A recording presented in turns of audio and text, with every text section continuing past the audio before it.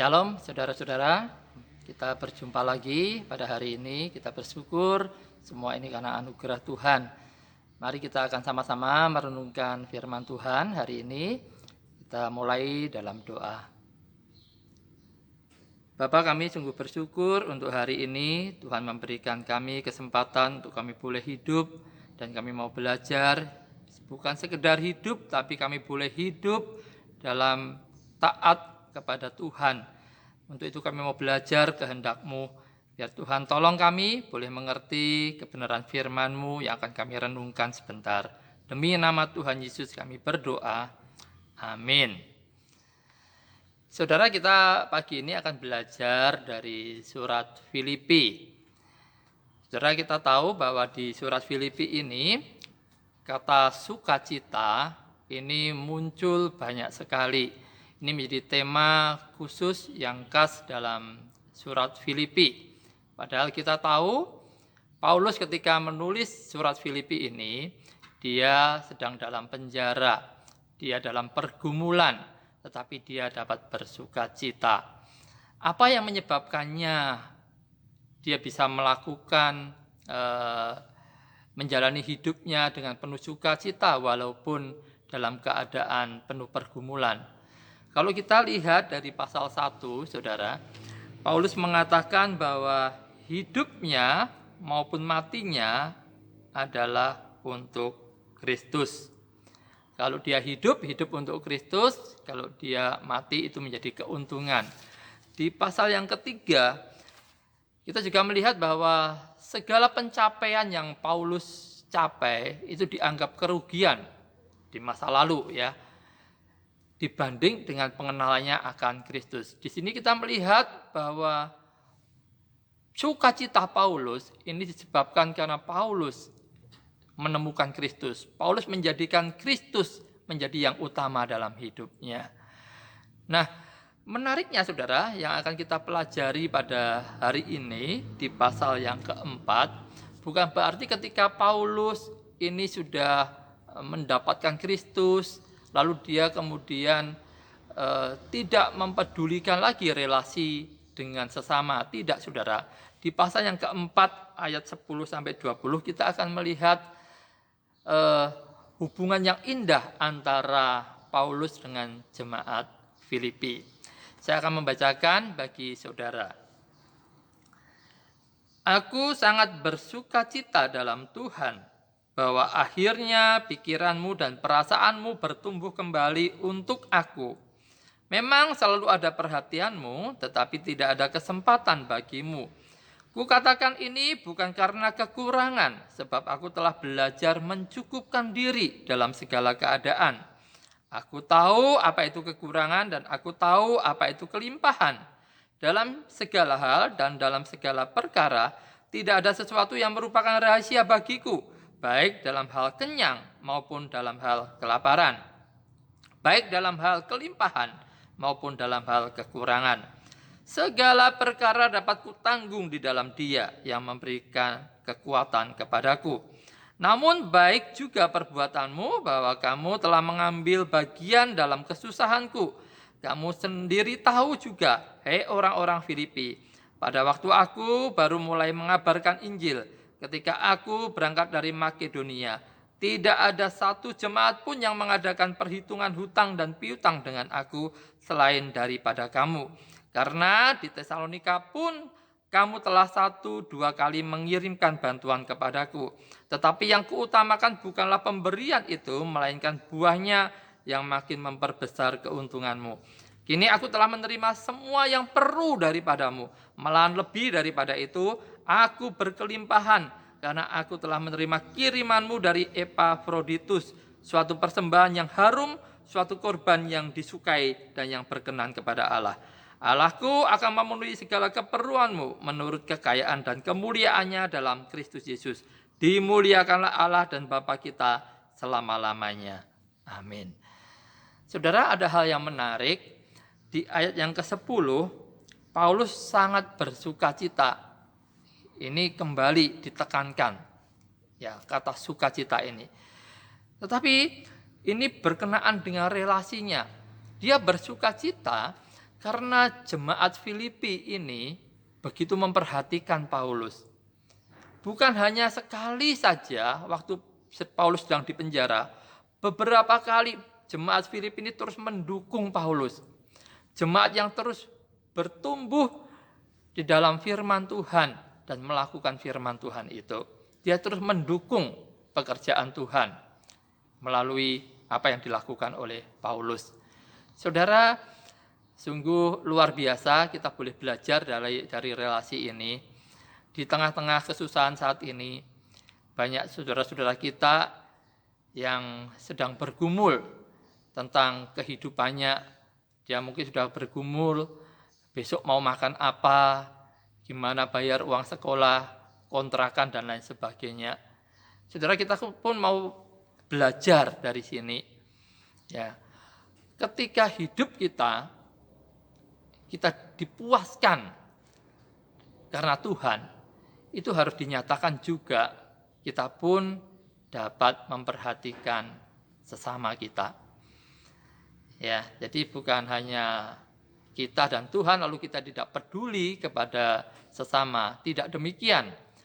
Praktisnya di sini kita bisa melihat jemaat ini terus mensupport Paulus, memperhatikan Paulus, dan Paulus pun menjadi bersukacita karena jemaat ini melakukan firman Tuhan. Biarlah kita juga belajar, saudara, ini menjadi kesempatan bagi kita yang masih mampu. Mari kita memperhatikan saudara-saudara kita yang tidak mampu. Kita menolong mereka, kita mengunjungi mereka. Ya, walaupun tidak bertemu pribadi, kita bisa kontak, kita telepon mereka, berikan kekuatan, doakan mereka. Kalau kita mampu, kita support mereka.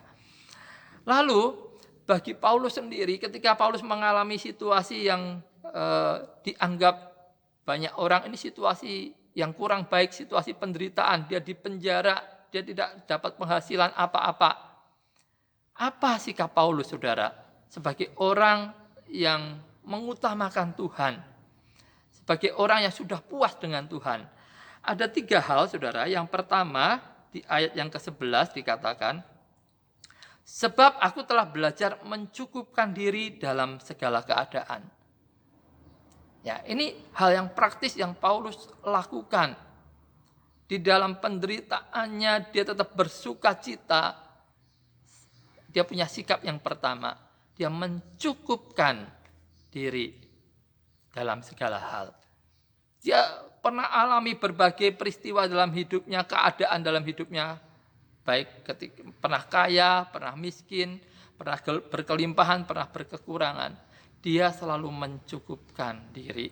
Bahkan ada terjemahan yang lain yang mengatakan Paulus puas dengan apa yang ada. Ya, memang bukan berarti lalu menjadi pasif, saudara ya. Setelah berusaha, kita diberikan kesempatan untuk berusaha, kita mengusahakan segala sesuatu untuk memenuhi kebutuhan hidup kita. Apapun yang kita terima, kita yakini itu berkat dari Tuhan, besar atau kecil. Puas, mengucap syukur kepada Tuhan. Ya, tidak mengeluh, tidak bersungut-sungut, mengucap syukur. Yang kedua, di ayat yang ke-13, Paulus punya keyakinan segala perkara dapat kutanggung di dalam Dia yang memberi kekuatan kepada Paulus. Paulus punya iman yang kuat. Segala perkara dapat dia tanggung. Paulus tentu yakin bahwa Allahnya adalah Allah yang berdaulat. Tidak ada satupun di dalam dunia ini suatu keadaan yang luput dari kedaulatan Tuhan. Tuhan pasti izinkan. Kalau Tuhan izinkan, pasti juga Tuhan tetap memelihara Paulus. 1 Korintus 10 ayat 13 mengatakan, saudara, pencobaan-pencobaan yang Tuhan berikan itu pencobaan biasa yang tidak melebihi kekuatan kita. Ya, kalau kita dicobai, Tuhan pasti memberi jalan keluar. Saya yakin ini juga yang dimengerti oleh Paulus. Kalau keadaan yang menimpanya saat itu, dia di penjara, dia dalam keadaan susah hati. Ya, kalau Tuhan izinkan, Paulus yakin, ya, Tuhan pasti akan memberikan kekuatan untuk dia melalui semua itu.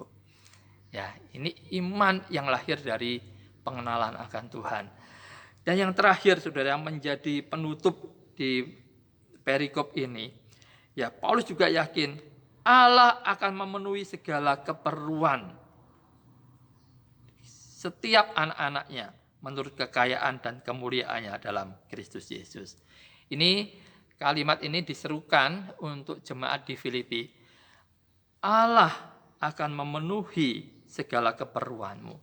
Saya yakin ini pun menjadi pengalaman Paulus bahwa Allah juga sudah memenuhi segala kebutuhan Paulus. Saudara, ini adalah 3 sikap yang luar biasa. Biarlah dalam peristiwa seperti saat ini, saudara, ketika kita sedang bersusah, kita sedang dalam pergumulan, kita dapat belajar. Yang pertama kuncinya, apakah saudara sudah menjadikan Kristus itu menjadi yang utama? Kepuasan saudara tidak terletak pada segala sesuatu dalam dunia ini, tetapi terletak kepada Allah. Yang kedua, saudara, mari kita punya sikap, jika kita sudah punya mengutamakan Allah, lalu kita belajar mencukupkan diri, kita puas dengan apa yang menjadi berkat Tuhan, besar ataupun kecil.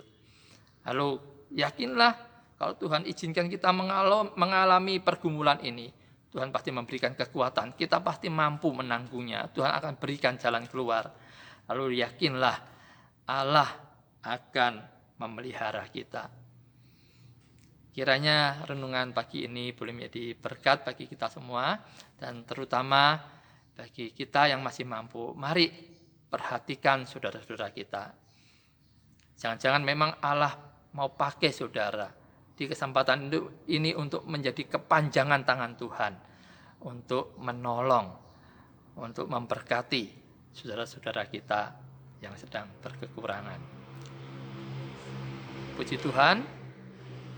Kita akhiri renungan ini, kita akan berdoa. Bapa, kami bersyukur untuk kebenaran firman-Mu. Biarlah Tuhan meteraikan kebenaran ini dalam hati kami, boleh menjadi kekuatan dan boleh menjadi penuntun kami, untuk kami boleh menyikapi hari-hari kami yang penuh pergumulan ini dengan taat kepada firman-Mu. Berkati seluruh jemaat Tuhan, lindungi sepanjang hari ini. Biarlah kami boleh belajar dalam segala keadaan untuk memuliakan Engkau. Terpujilah nama Tuhan, demi nama Tuhan Yesus kami berdoa. Amin. Sampai jumpa. Tuhan memberkati.